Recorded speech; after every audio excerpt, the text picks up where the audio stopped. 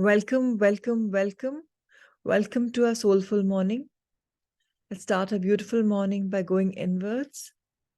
Let's take a deep breath in and concentrate on our breath.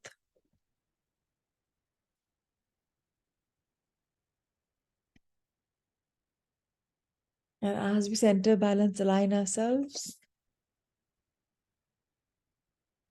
let's do a check-in with what all we can express a gratitude for in this beautiful light that unfolds daily with some meaning, with some purpose, with some essence. So let's amplify this by expressing our eternal gratitude, which is growing daily. Let's take 100 seconds to circle back and come around after having expressed your gratitude.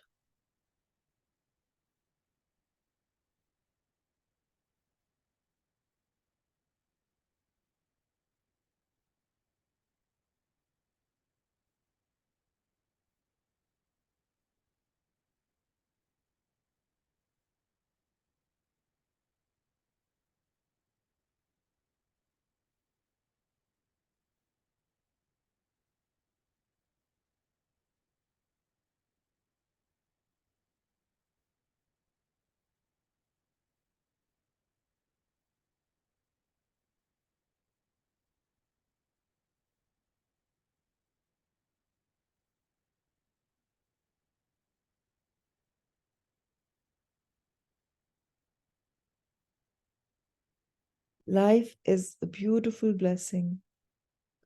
So much to be grateful for, so much to be going inside with, so much to learn and evolve. So many inspirational stories of healing every single day, of miracles happening, of miraculous healing. By now, we are well aware we can heal ourselves with our intention and by just closing our eyes and going inwards. Because intention is the biggest blessing.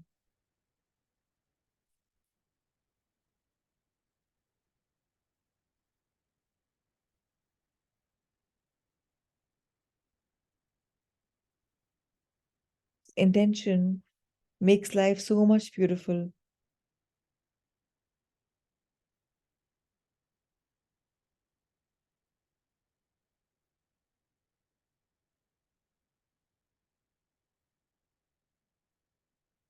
All of us are intending to evolve spiritually.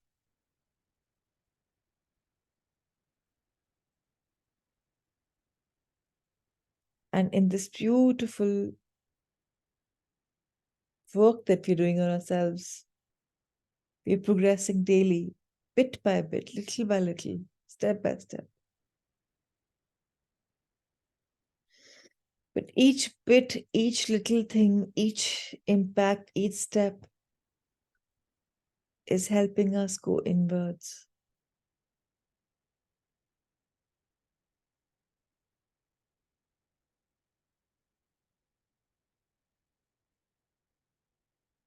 We're all here to connect on some level. And we're finding connections within ourselves.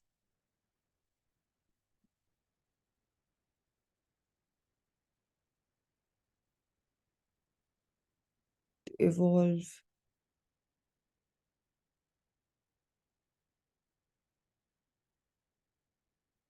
Some of us use a path to chant. Some of us use the path to hear. Some of us use the path to read. Whatever is it that gives us comfort. Wherever we are guided to walk is the path that we must traverse. Because our higher self is always communicating with us. And by now, we're tuning inwards and learning to listen to it.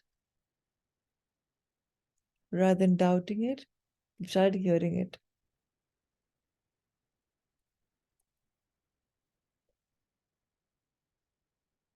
And if we truly are saying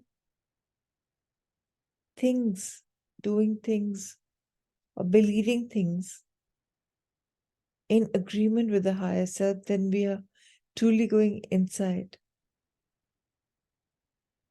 in the depth of our being,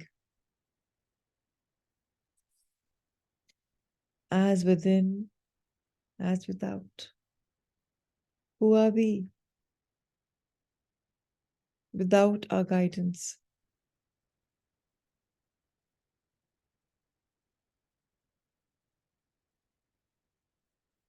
So it's very important, these regular check-ins.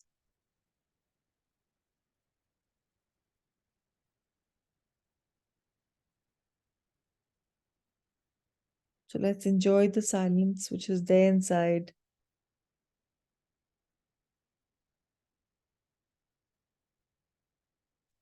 Which is full of promise, of forgiveness,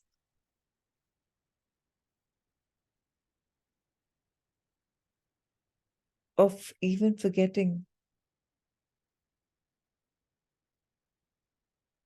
There's a reason why there's been a veil that's been put up between us and our past lives. Not every life has to open for us this minute.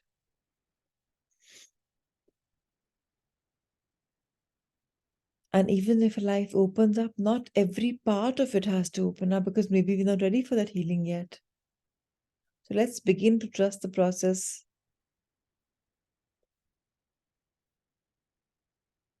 And we forget some things even in this life because they're meant to be forgotten. So let's accept ourselves the way we are and release any stored, pent up negative energy.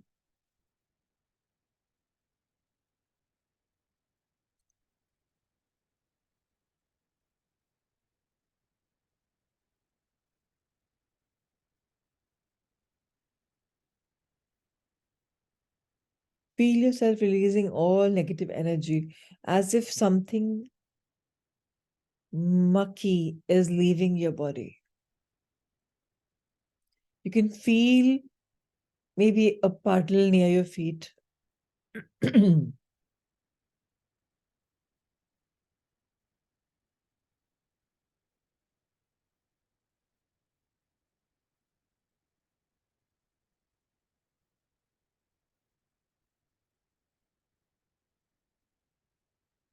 Let your body release whatever it's meant to release this very instant.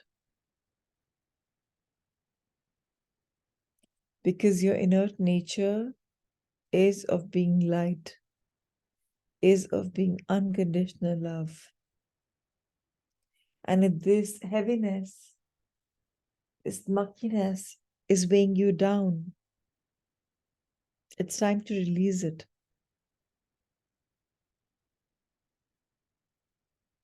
So feel every part of your cells purging, need to become free of this so that more light can enter it.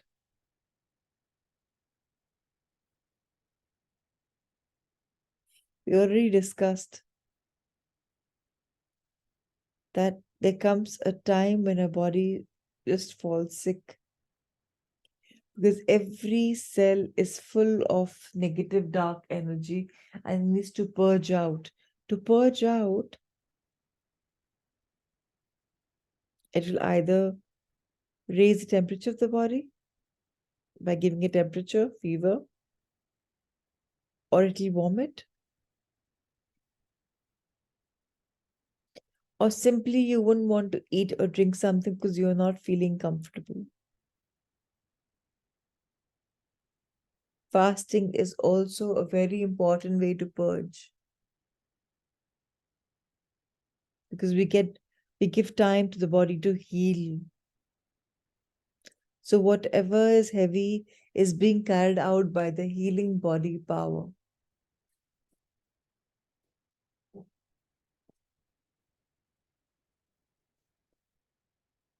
So let's allow this cleanliness to happen right now, right here.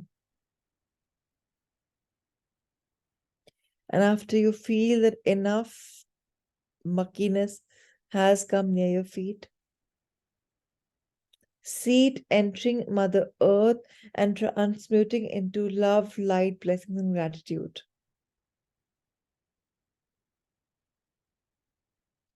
Mother Earth is there to help us evolve.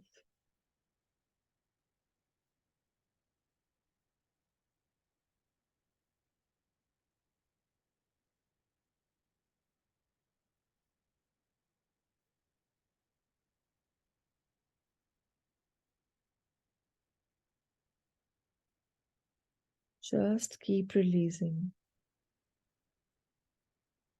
And now hold your hands. Let's express our gratitude.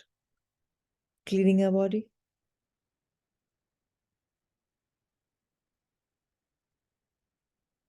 And bless the world for cleaning, for growing, for evolving on a daily level.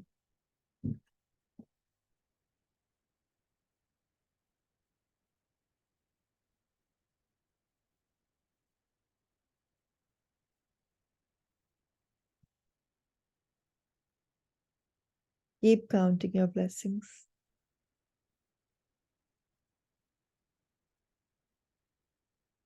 Keep blessing.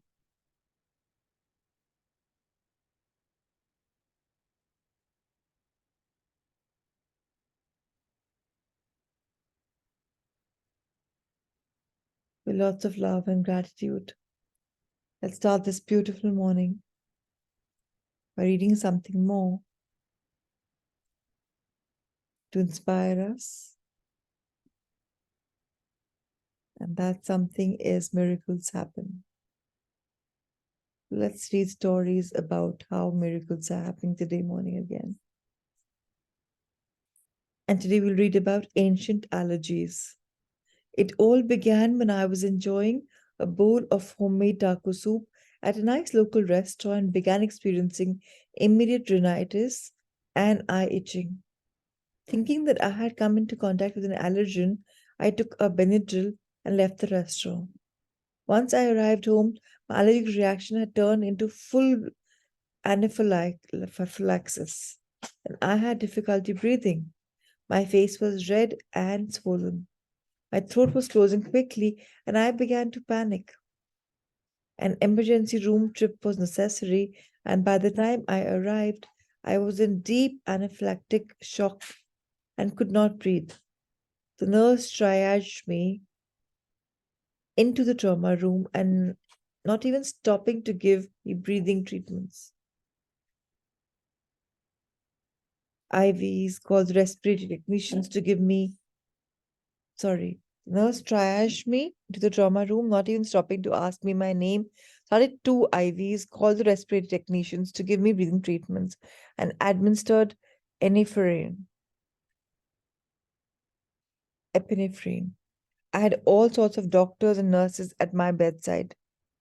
Once I received the treatment, I became well fairly quickly. This was so frightening because I did not know what had caused a near death reaction. But as a nurse, I knew that due to the timing, it had to have been something that I triggered. The next day, I returned to the restaurant and spoke directly with the chef, who was very helpful. He handed me individual baggies of the spices, and he used in the taco soup, which I took to the allergist for skin testing. I had such a violent reaction to the cumin during the test that the allergist had to administer epinephrine in his office. He stated that he had never seen such a reaction to a spice. The allergist sent me to research center in the hopes that they could figure out all the severe reaction to cumin. After weeks worth of all sorts of poking and prodding, they could not determine what exactly was causing the reaction. They too had never seen anything like this. Over the next 6 years, I had some 5 anaphylactic reactions in different cities and from eating different foods, from the waters or chefs promised did not have cumin, but that actually ended up containing it in the flour as one of the spices. This was verified after I had to be admitted to the emergency room. Truly, this was life threatening, and even more troubling was the fact that cumin can be hidden in any prepared food of any sort of spice. As a result, I began living on salad and ice cream. Meanwhile, I was so determined to do something to help myself, and I contacted nutrition experts and allergists and emailed anyone and everyone that I could. I even thought that my anaphylaxis might be due to my breast implants, and I read volumes on the response to silicone. I had the implants removed, thinking it would be worth a chance if it helped. Unfortunately, shortly after I underwent surgery to have them removed, I experienced another anaphylactic reaction to food that, unbeknownst to the chef, contained cumin. Desperate for any type of alternative treatment, I turned on the television one day, saw Dr. Wise as a guest speaker on the Oprah Winfrey Show. As he talked, for some strange reasons, my ears perked up when I listened. Something just spoke to me, and I looked up past life regression to the internet. I purchased Dr. Weiss's book and read more about the phenomenon. Another year or two went by, and I located sorry, a seminar in Chicago, and then Dr. Weiss was going to speak. My daughter and I flew to Chicago, but after attending three past life regression sessions, Dr. Weiss, nothing happened. The last session of the seminar was channeling with O'Brien.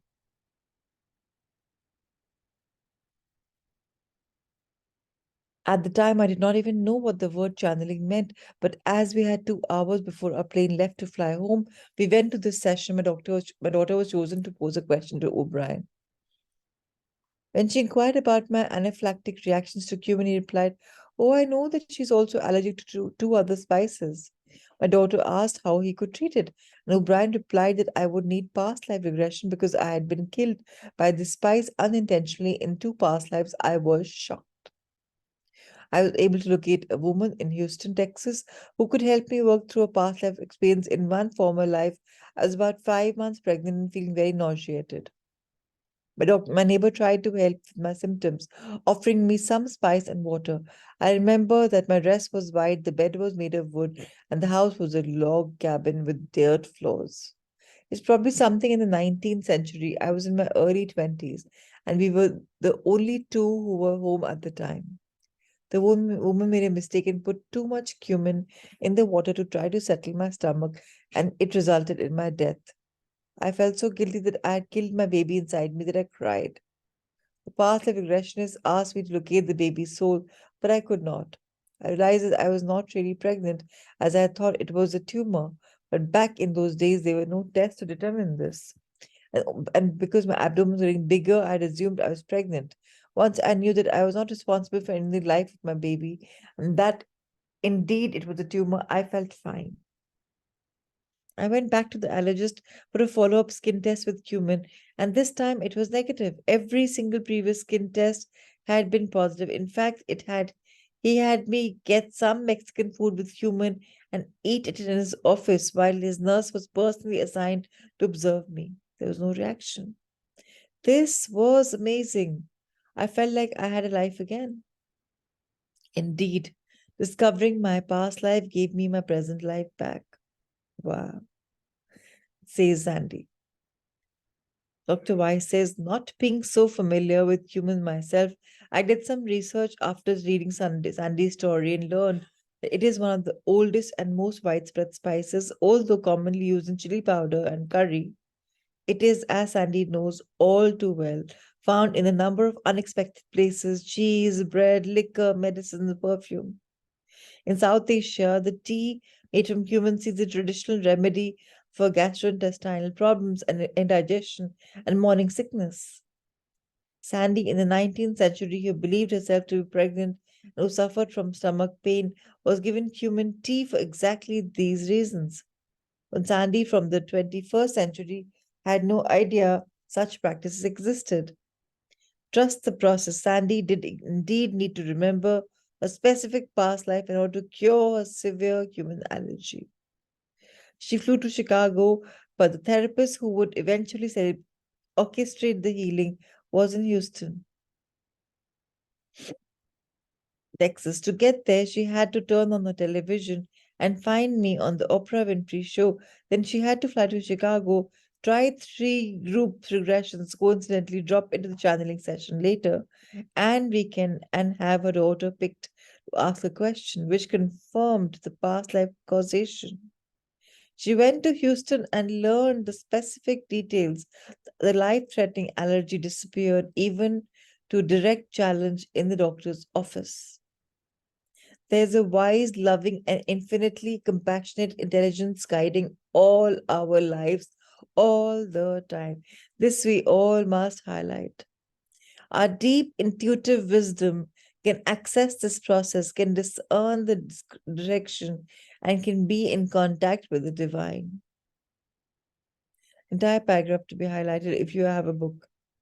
In a past life memory that took place in Norway several hundred years ago, Margaret fell off a blow.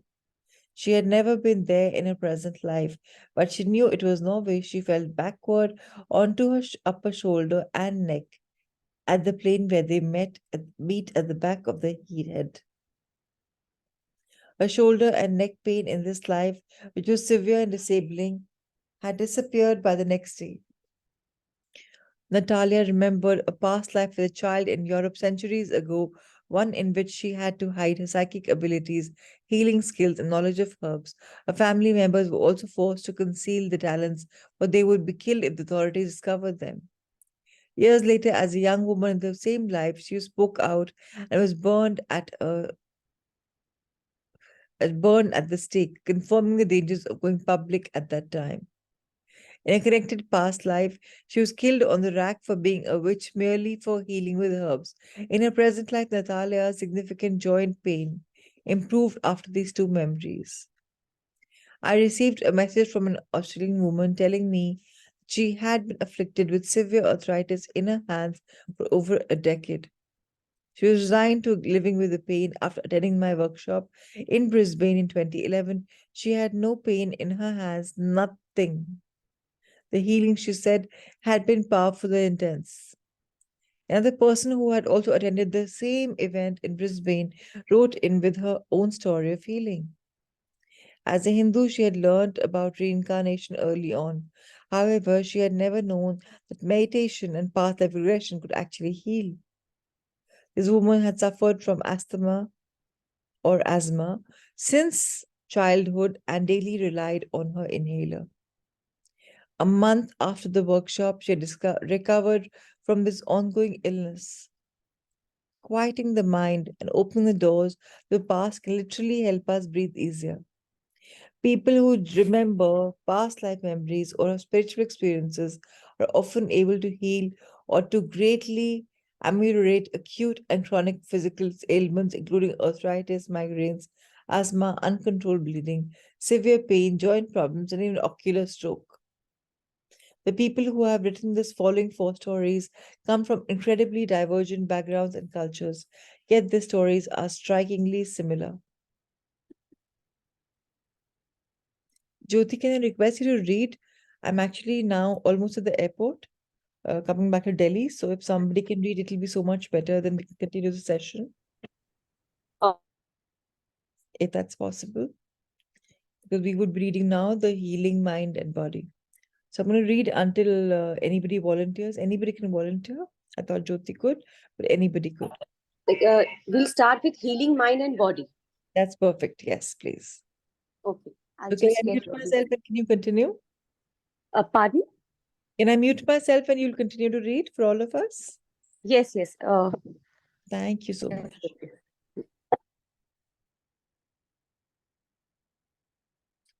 I'll start.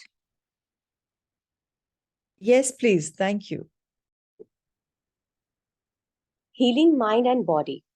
I have read I have read all your books and they changed my life Around 2003 I was on a faith breakdown because of many things that happened. One day my mother's co-worker gave her your first book, saying that she might find it life-changing. Honey was right. We both read it, and I believe that she and I grew in every respect. I had an accident in 1998 and almost killed me. That almost killed me. I was close to losing my left leg. For a long time, I asked myself why it happened. I saw myself in a past life in which I died very young because of an accident that severed my left leg. I lived in a beautiful hacienda style house. I knew the people around me. My mom was my older sister, and my cousin was the middle sister. Also, my grandmother was our mom. I believe that is why we are so close and loving to each other. I saw how I died. I saw all the preparations that were made for the funeral. Later, I found out that what I had seen was traditional for wealthy families in Spain around the year 1800. After my meditations, I realized that having deep scars from the accident in this lifetime was not the worst thing that could happen. It has helped me deal with the pain to a point that it does not bother me anymore. On another occasion, I saw myself as a young lady in a big castle like house. I had a sister that I recognized as my oldest cousin. I knew my dad, he was my father in this life. He was a powerful person. I had a fixed marriage with the man who is now my husband. I felt as happy as I am now. At first, I couldn't make any sense of it. Later, I was told that it was a response to a question I had had for a long time. It was true. I always asked myself if I had made a good decision getting married. Since then, I don't feel that insecurity. I went to a Orlando workshop in 2010 with my mom and cousin, who flew from another country to be there. That day, I had the occasion to permanently get rid of a pain in my left hip that had been bothering me for months. Since then, I have practiced the meditations every time I can, and they have helped me with the arthritis in my left knee. Jessica. Jessica's father breakdown has been reversed because of her courage, her motivation to help herself, and the therapeutic power of her regressions. She has not only been healing her left leg and hip, but also uncovering past life connections to many family members. Her private questions were being answered, her doubts and insecurities were being resolved, physical issues were repaired through regressions in the case of Maria's clients as well. Migraine memories. I'm a social worker who has been doing hypnotherapy and past life regressions in my private practice work since I attended one of the week-long Omega trainings in 2001. I am passionate about opening people to the existence of the afterlife and to their immortal souls. In addition to individual sessions, I do workshops and local TV and radio shows to let people know about our work. I always use this story as an example of healing through past life. David was a 35-year-old man who came to see me as a last resort. He had been suffering with severe migraines since the age of 22 when he joined the Navy. He had tried conventional medical treatments to no avail. The migraines affected his schooling, his jobs, as he lost time at work and would ultimately lose the job and his career. We uncovered 3 past lives in which he died from a blow to the head. In the most significant one, he was in the Navy during the Spanish-American War. He had served on a ship in the Caribbean shoveling coal. When he was 22 years old, his co-worker accidentally hit him in his head with the shovel, leaving him paralyzed and in a wheelchair. He was discharged and lived another year in excruciating pain and depression until his death.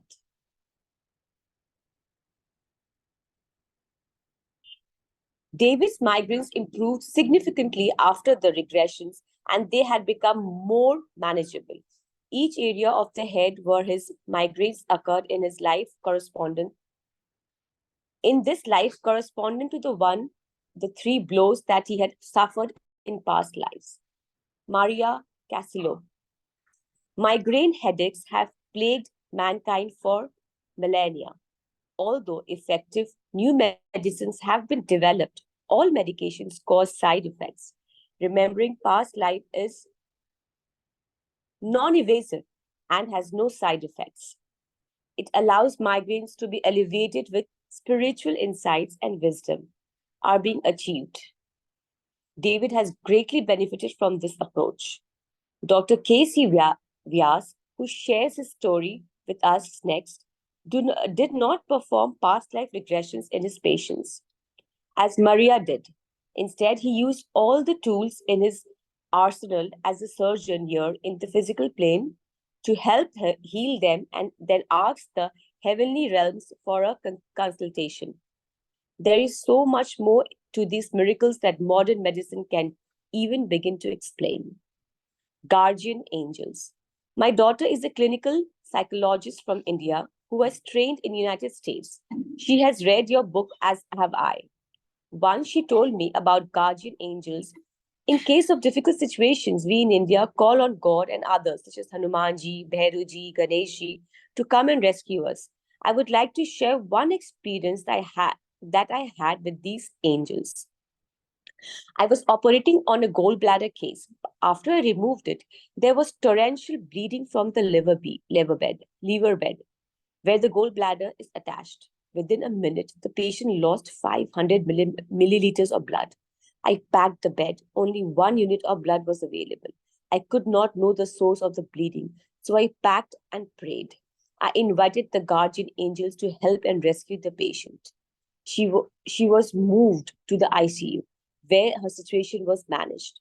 After 72 hours, I took the patient for a rellaparotomy to remove the pack. With all precautions, I reopened the abdomen and took the pack out, and the bleeding occurred once more. I repacked and prayed for the angel calling to them for assistance. To my surprise, the bleeding stopped. The area became absolutely dry, as if no bleeding had ever occurred. To this day, I do not know the source of the bleeding. The patient survived thanks to the guardian angels. I had another case in which I operated on an elderly male for a bleeding duodenal ulcer, performing a laparotomy and duodectomy to ligate the bleeding vessel. On the fifth day, it leaked. This would normally lead to a duodenal fistula with high output fluid loss and death. In the night and on the next morning, I prayed to Almighty and asked Him to come and seal it or else put this thumb there. It was done. There was no leak and the patient was later discharged. He is alive today. Prayers are heard. The whole universe conspires for the well being of the patient. K.C. Vyas. Grace is the intervention, the reaching down from heaven to earth by a wise and loving divine force in order to help us in some way. In this force, what we call God, perhaps all energies and manifestations, people, animals, plants, rocks, anything in physical form, come from one supreme source. Whether you call this source God, a higher power, or any other name. And so we are all born from the divine. From the divine is in every atom of our being. Can angels reach down to? Perhaps all higher beings are intermediaries from God to earth and are all manifestations of the source of energy, of the source energy. If angels are the children of God, then we are the grandchildren. To approach everybody and everything with compassion and caring concern is to recognize the common divinity that we all share. Another remarkable case of a physical healing is presented by Miriam. I want to add here, just see when he was in trouble, and this is something that we all do, right? We all invoke our gods and Right. goddesses. But very, very important for us to know that our masters, our angels, our spirit guides are all the time around us. Their job is to look after us because they have taken on a soul level a contract to look after us in ascension, which is why when we ask for help, we are given. So let's trust this process. And whenever we feel we are in a need, let's call for our angels. And they don't only work for us, they're going to work for our children or our family members also, because angels further will connect with the angels who are responsible for that person. And that's how the chain goes, right? So today, if I ask for help in Delhi, and say you're not here, maybe you'll reach out to somebody you know in Delhi who's oh, Prachi's in problem. Okay, help her. That's how it works in that world also. So let's trust the process. Now, Jyoti will read for us Perfect Vision. Perfect vision. I had an ocular stroke in my left eye approximately 4 years ago. I was at that time driving back and forth between my home in Stuart, Florida, and my daughter's home in Port St. Louis. My daughter is a Louis. My daughter is a full-time attorney who had just given birth to her first child, and Grandma Miriam was the caretaker. We would meet at the courthouse at 8 in the morning. She would give me her baby, and I would care for him all day. It was an ongoing ritual, one that I treasured. However, the stress involved with driving on 195 so often evidently took a toll on my left eye, which had previously been injured. The prior injury had occurred about 30 years ago when I was teaching at a high school. I was crossing to the large gymnasium when a basketball hit me in the face. During this same time period, I was involved in a car accident, which also could have added trauma to this eye. I had quit a, qu- I had quite a bit of trouble driving on 195 as the ocular stroke affected my vision so that I saw only large gray horizontal lines going across the left eye. I could not see out of it. When I asked the doctors about my vision, they said there was nothing that could be done. I attended your workshop at the Tampa Convention Center. You had us do an exercise that involved relaxing and getting rid of pain. I returned from Tampa to my home in Stuart that Sunday evening and discovered that I could see out of my left eye. I no longer have the wavy strokes. This eye certainly does not see as well as the right eye. However, driving home from Tampa was a breeze, and I wondered why. Now I know. Miriam. In my workshop, I repeatedly help people reach deep levels of peace and focused concentration. At, at these depths, fear and illness can be dissolved. Body and mind become incredibly relaxed. Healing through past life recall or by enhanced perspective and understanding or in other ways frequently occurs. Sometimes the removal of symptoms is so subtle that the person is not aware until hours later. Miriam had suffered from a constant lack of vision in her left eye for several years until one afternoon at a workshop in Tampa when she could see again. The eyes are said to be the windows of the soul. A person's eyes may be bursting with wonder and enthusiasm, looking upon each experience as an adventure, seeing everything afresh. This may be of their first go arounds here on the earth and they delight in its spectacles. The eyes of an old soul have seen it all before, and there and they are vast libraries of time immemorial. You might look into the eyes of an infant born mere minutes ago to find that she is 1,000 years old. Their limitless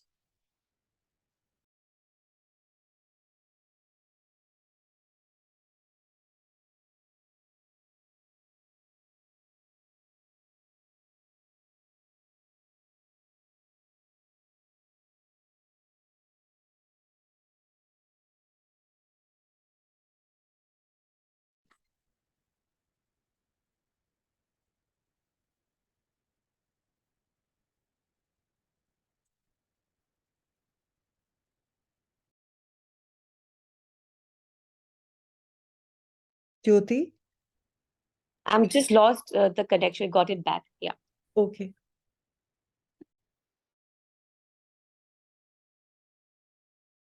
Mm. The eyes of an old soul have seen it all before, and there are vast libraries of time immemorial. You might look into the eyes of an infant born mere minutes ago to find that she is 1,000 years old. Their limitless warmth and wisdom belie her true age.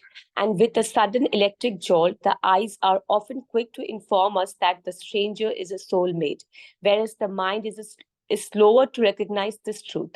Eyes contact is actually soul contact. Imagine how much our eyes have been throughout our incarnations. The horrors, the beauty, the bliss. They have watched as time is traveled, transmuted, transcended. They have surveyed the terrain of every country on every continent, of the slopes of the moon, of the face of God. They have glimpsed enlightenment and perhaps with each successive lifetime held its gaze longer and longer. For eternities, they have looked down at our bodies. First this one, now that one, and then another one, entirely knowing that this is not who we are.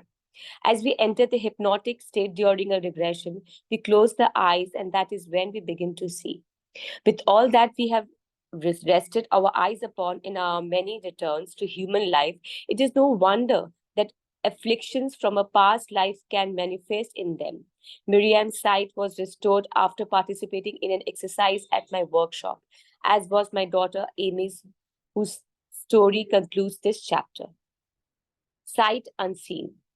As the daughter of Brian Weiss, I have been asked many times about my own regression and if I have discovered all my past lives.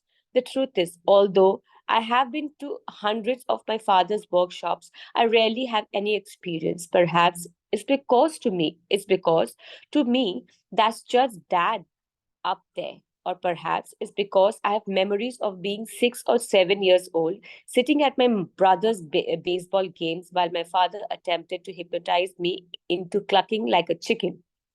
In any case, I've come to expect that when participating is in one of his group regressions, I will not really relive a past life, but will probably have a most relaxing nap. Several years ago, I was working at a hospital in Philadelphia that was devoted to this holistic treatment of breast cancer patients. Many of the staff, some of whom were Reiki practitioners, had come to work at the hospital because of its dedication to complementary medicine. Needless to say, if they were not already familiar with my father's work, they were certainly the type of people to be open to it. So, on a visit to see my brother and me, my father was kind enough to hold an intimate in service at the hospital for all his employees.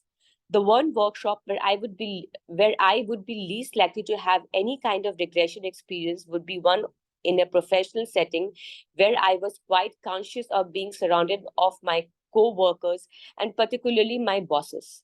So of course that's where it happened. Before I go any further, let me back up and give you a little medical history.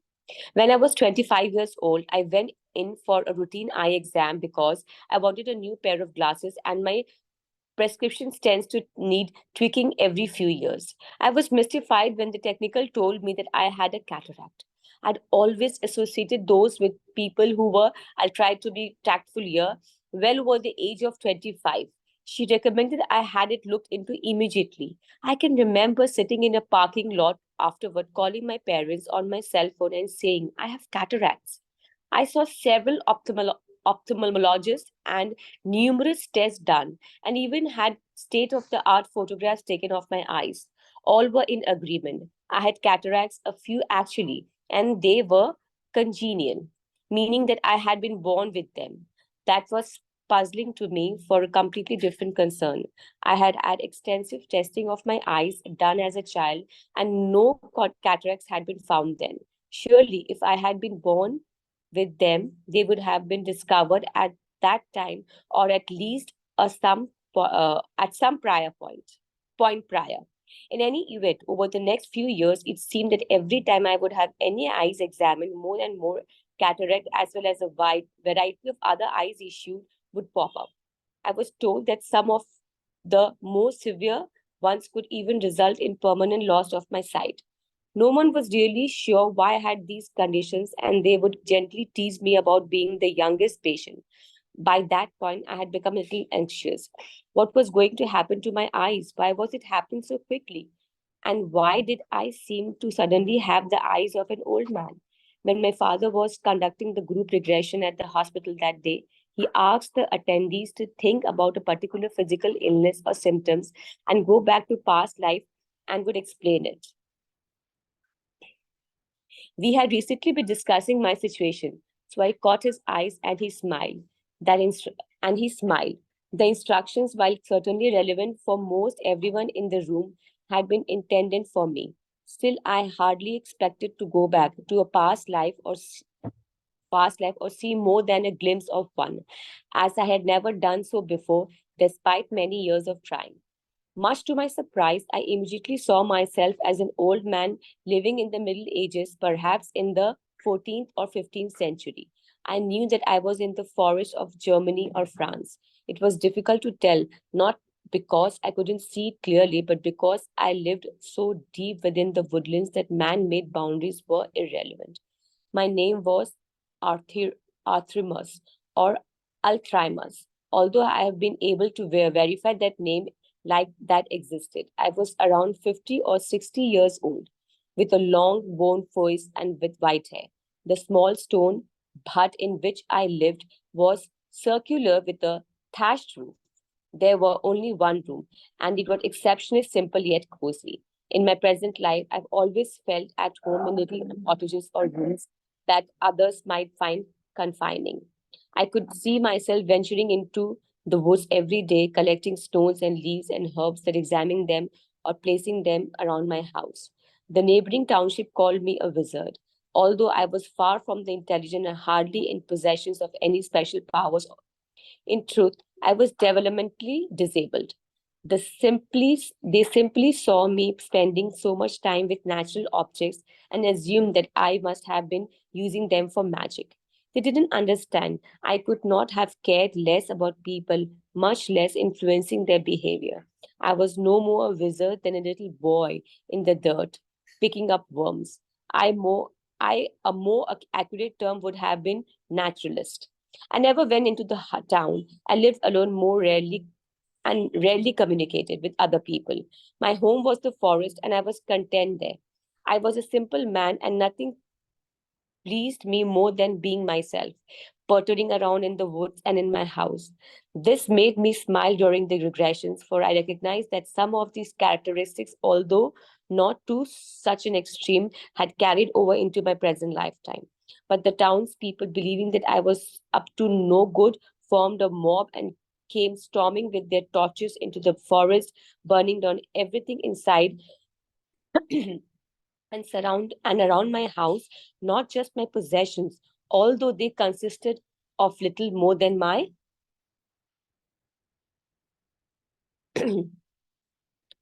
Patiji, will you change?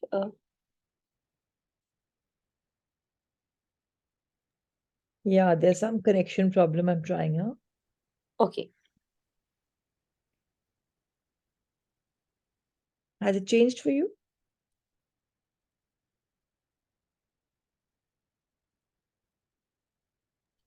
Collections of rocks and jars with oddities inside them. But all the forests around me, those beautiful trees, those friends of mine, I, um, I had been inside my hut at the time and had been forced to flee from them, running away and leaving my home and my life as I knew it forever. However, before I escaped, the fire had permanently blinded me. I could see the man standing before me and pulling down his lower lids to show me his eyes, which had been covered over in a milky white film. O Arthrimus, I said inside my mind, overcome with compassion for this man who has so deeply sad and grieving. Just for a second. He was, of course, but I was seeing him for the 21st century perspective and of our soul. The man that the man that I was then was consumed by this psychological pain. He could not understand why other people would purposely cause him such devastation. He who never had contact with them and wanted nothing more than to be left alone. He literally would not hurt a fly. I know this, for he spent his days seeking them out and befriending them. Perhaps he could wrap his mind around it because of his intellectual disabilities, or perhaps because it's simply impossible for a mind to wrap around senseless brutality. As stupid as I may have been then, the villagers were the ones who acted out of ignorance. It wasn't the loss of my home or my sight that so strongly overwhelmed me. It was the knowledge that those townspeople were willing to destroy my life for some ill conceived witch hunt, some mistaken impression that I was performing so that I was performing sorcery or evil, concepts that I would not have been even fathom. Even though far worse things happen to people all the time, even now in this day and age, I was bitterly angry and self-pitying and clearly not averse to playing the victim. Althrimus never overcame his feeling of sheer despair, like quicksand that engulfed and swallowed him. My heart linked into his, and I felt his pain as though it were my own, which of course it was, although at the same time it was not. I sat there in the chair in front of all my co-workers, tears streaming down my face as I cried in compassion. It was then that my father asked the group if there were any messages to be learned from the life that we were experiencing. In response, Althrimus kept pointing to his useless white eyes. Sadness clouds the eyes, he told me. The message's double meaning instantly struck me. A cataract is, of course, a clouding of the lens of the eye. Althrimus's eyes had physically clouded over as a result of having been burned. My eyes had physically clouded over as a result of having been Althrimus.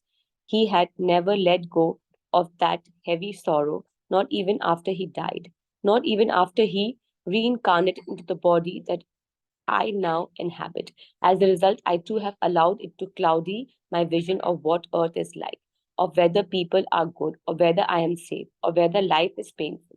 Certainly, in this lifetime, I have had my own share of sadness, as has everyone, which sometimes felt like it would never dissipate. Maybe I had been letting the dark intractable cloud continue to hang over my head to obscure my vision in this life. Maybe my eyes were indeed broken, although not in the way that I understood them to be. As meaningful as the connection was at the time, I basically forgot about it. Then a few years later, I was fortunate enough to get an appointment at Bascom Palmer's, a national recognized center for ophthalmology. The doctor, a renowned specialist in the field, was able to examine my cataract. This time, however, the description was very different. There's only one cataract, she told me, and it's not congenial at all. It was the result of trauma. She drew a picture of my lens for me on paper, showing me how some unknown traumatic event that damaged my eyes. I didn't have to worry. It wouldn't grow anymore because it was a once in a lifetime event. As she put it, she couldn't have had any idea that Patiji, I'm just stopping for a minute.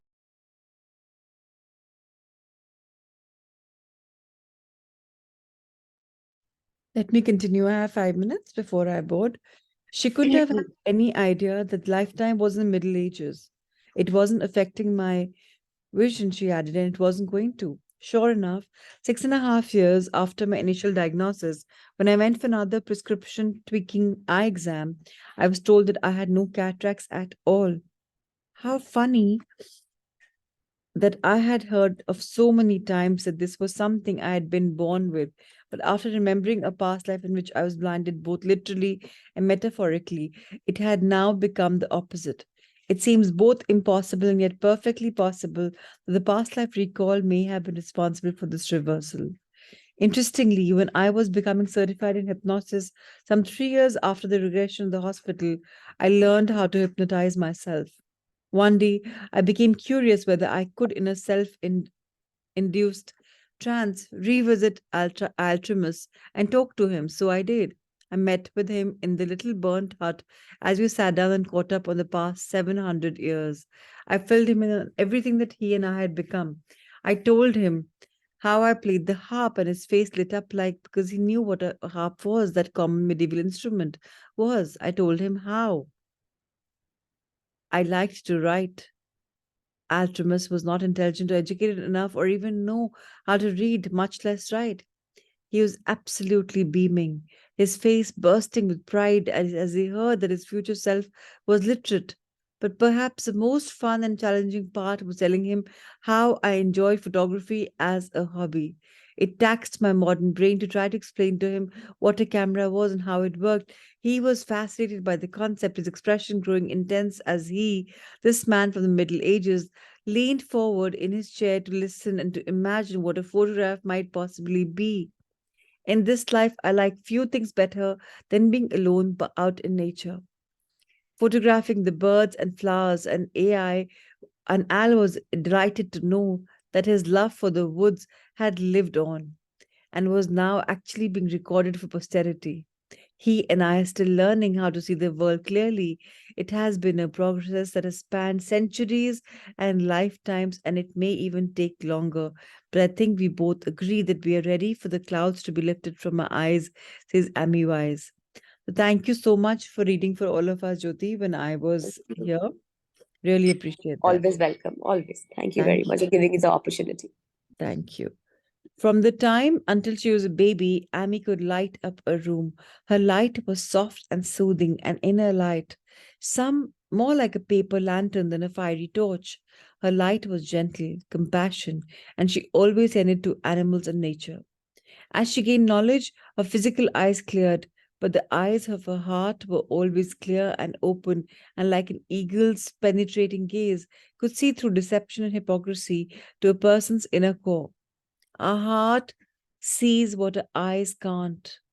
Nearly 800 years ago, the Zen monk Dogen Zhenzi wrote, "Approach all things and all beings with the face of kindness."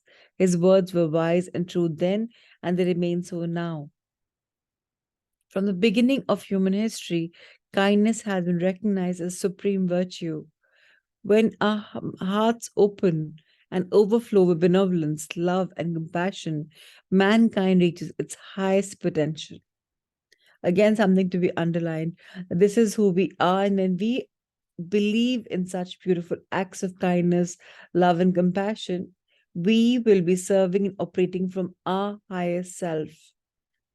Altrimus, a simple man, was able to feel and express kindness to everything in his environment, to animals, and to all of nature. He was not distracted by education and intellect. Like a child, he was able to maintain his native innocence until the violent mob robbed him of his joy as well as his sight. To rob people of their happiness and joy is a terrible act. To nurture people and to help them achieve peace, happiness, and fulfillment of their dreams is a divine one. Amy is a spiritual essence or soul connecting her lifetime. She's not a particular body or mind, rather, she is a continuing and eternal essence. She is immortal as we all are, and so is Altrimus. At the end of his lifetime, never really died, only his body died, but he lived on, reincarnating as Amy later in the 20th century. To recognize ourselves as a soul, not the body, changes how we perceive our deaths as well as the deaths of our loved ones, because we are always being reconnected in spirit and on earth. The next chapter depicts immortality very clearly and shows how the awareness of eternity can loosen the suffocating grip of grief. Tomorrow will be yet another day where we will read this beautiful chapter that's coming up for us, chapter number 6, Letting Go of Grief. Today, that's about it.